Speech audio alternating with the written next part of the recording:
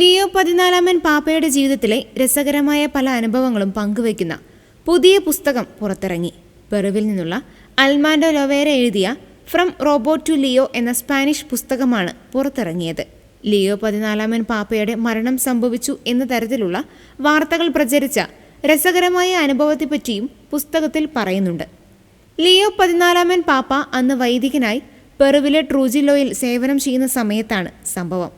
പുതുവത്സരത്തിന് ലീമയിലേക്ക് യാത്ര ചെയ്ത അഗസ്റ്റീനിയൻ സെമിനാരി വിദ്യാർത്ഥി ഒരു ബസ് അപകടത്തിൽ മരിച്ചിരുന്നു.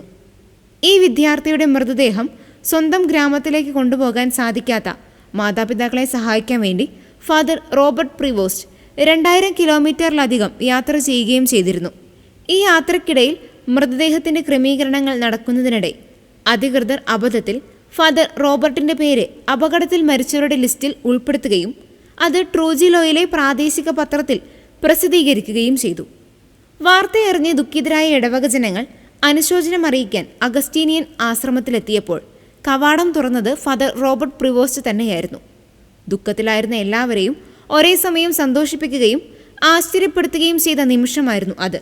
30 വർഷത്തിലധികം നീണ്ട സൗഹൃദമാണ് പാപ്പയും എഴുത്തുകാരനായ ലൊവേരയും തമ്മിലുള്ളത്. 1991 കൊളംബിയയിൽ വെച്ചാണ് ഇരുവരും കണ്ടുമുട്ടുന്നത്.